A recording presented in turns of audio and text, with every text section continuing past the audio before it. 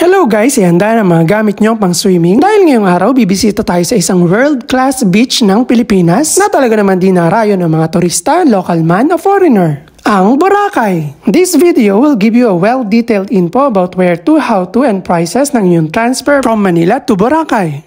Kaya naman simulan na natin. Mula NAIA sa Terminal 3, simulan natin ang ating journey. Sa maagang flight, ito ang usual na situation sa NAIA Terminal 3. Dagsa ang pasahero kaya naman maigi na dumating kayo 3 to 4 hours before ng inyong departure time. In fairness walang maraming busisi ngayon sa airport. One valid government-issued ID lang para sa local passengers and passport naman for foreigners ang kailangan. Sakay ng bus at konting lakad dito sa tarmac ng airport. Ayan na-sunburn na ako bago pa makarating ng Boracay. Sakay nitong Cebu Pacific Flight 5J911, lilipad tayo papuntang Katiklan. At according kay Kapitan, aabot daw ng 40 minutes lang ang kabuuan ng ating flight. Kain-kain lang ng chichirya at halos hindi ko pa nga naubos ang buong supot. Ay eto na si Kapitan nagsasabing lalapag na raw ang eroplano sa Katiklan Airport. So far, okay naman ang flight. Medyo maalog nga lang dahil sa dami ng makapal na ulap at wind turbulence. Tcharan! Eto na at nasa Katiklan Airport na kami. Pasok na tayo sa kanilang maliit na airport at kunin na natin ang ating baggage. Magsisimula na ngayong unang challenge paglabas ng kanilang airport. By the way, ito ang ilan sa mga hotels na may sariling shuttle na mag-pick up sa kanilang mga tao. Okay, hindi kasama dyan ang aking hotel.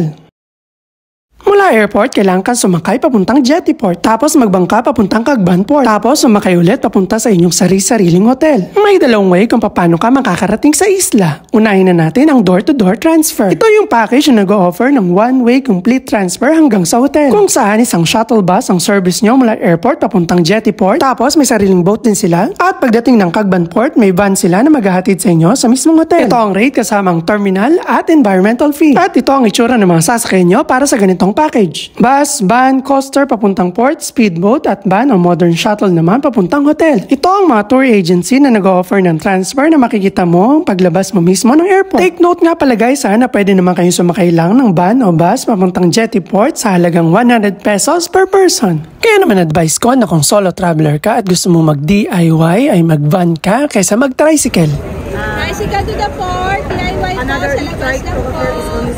At ito naman ang pangalawang option na pwede nyo gawin para makarating ng isla. Ang do-it-yourself transfer sakay ng tricycle. Ito yung isa-isa kang pipila at magbabayad ng mga fee na talaga namang mas malaki ang diferensya kumpara sa door-to-door transfer. Take note nga pala guys na yung tricycle nila ay may minimum na 2 passengers. Na kung mag-isa ka lang ay 2 heads ang dapat mong bayaran. Mas mahal diba compare sa 100 peso na van. Iyan, halika na, pila tayo sa baba para mag-tricycle. Meron ditong maliit na booth na bilihan ng ticket. 75 pesos ang singil kada tao at kasyang 4 na tao kada tricycle. Pero depende rin kung marami kayong bagay sasakay sa tricycle. According kay Kuya Tricycle Driver, kaya makaabot ng Jetty Port sa loob lang ng 5 minuto kung walang traffic. Take note guys huwag niyo walain ang mga ticket dahil kinukuha ni Tricycle Driver ang mga ito. At eto na, nandito na tayo sa may Jetty Port. Kung ikaw ay nag-DIY, may dalawang proseso rito na pwede mong pagpilian. Halika, pasukin na natin. Para sa unang klase, ito yung mano-mano at isa-isa mong pagpila sa bawat window. Magre-register ka at i-verify ang ID mong dala. Tapos, bayaran naman ng terminal fee. Aba wait, di pa tapos, may environmental fee pa. At ang last ay ang pamasahe sa bangka. Take note, applicable ang mga discount para sa senior, PWD at estudyante. Kung hassle sa'yo ang pagpila, lalo na kung dagsa ang mga pasahero, subukan mo itong Boracay iPass. Isa itong online registration, maging payment ay pwede mo na rin gawing online. Scan mo lang itong kanilang QR code para makapasok sa kanilang website. Fill up mo lang kung ano yung mga tanong and then submit. Ang kagandahan nito, pwede mo itong gawin at tapusin ang buong process anywhere before ka pa pumunta ng Boracay. Pwede mong bayaran online via GCash or credit card. Yun nga lang, mas mahal ito ng konti dahil may extra charge para sa GCash at credit card.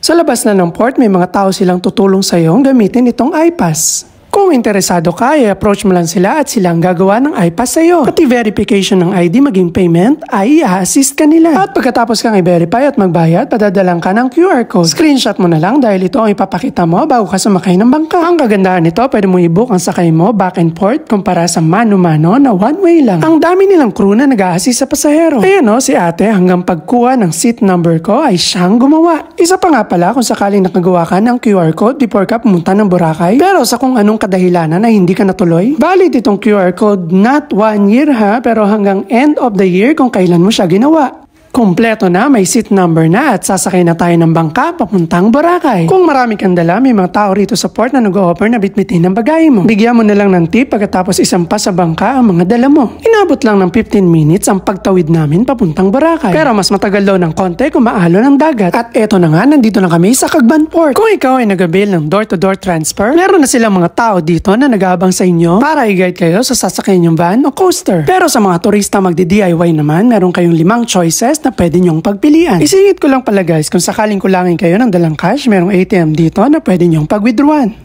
Una sa 5 yung choices ay ang hop-on, hop-off o ho-ho.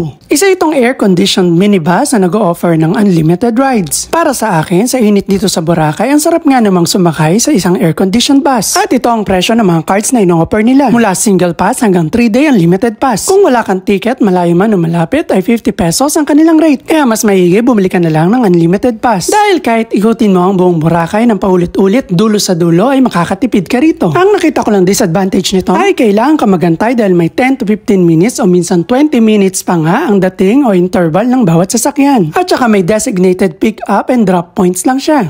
Next nyong option ay ang mga van na pwede nyong upahan sa halagang 550 pesos at may 10 hanggang 12 katao ang laman nito. Pangatlo naman ang L3 o multicab. Yung medyo maliit na multicab ay kasya ang 14 tao at pwede mong upahan ng 300 pesos. Para sa pangapat naman ay ang mga e-trike. Kasya ang 6 na pasahero at pwede nyong upahan ng 150 pesos lang. Panglima ay itong punuan ng multicab na 25 pesos lang ang pamasahe kada tao. Take note nga pala guys, sana yung mga presyong sinabi ko ay minimum lang. So kung medyo mas malayo ang hotel na titirahan mo ay mas mahal ang isisingil nila sa'yo. At ito ang rates ng mga e-trikes at tourist transport. Sensya na, ang dami masyado, hindi ko na maiisa-isa. Basahin nyo na lang pagdating nyo sa Boracay. At kapag nandito na kayo sa loob ng Boracay ay mayroong 3 mode of transport na pwede nyong pagpilian. Take note guys, sana yung choice yung sasakyan dito ay depende sa oras kung ikaw ba'y nagmamadali, sa presyo kung ikaw ba'y nagtitipid, o sa babaan kung ikaw ba'y tamad maglakad. Unahin natin ang mga e-trike na may 25 pesos minimum per person. Dito, anytime gusto mong sumakay at any point na gusto mong bumaba ay pwede ito. Swak ito sa mga nagmamadali at tamad maglakad.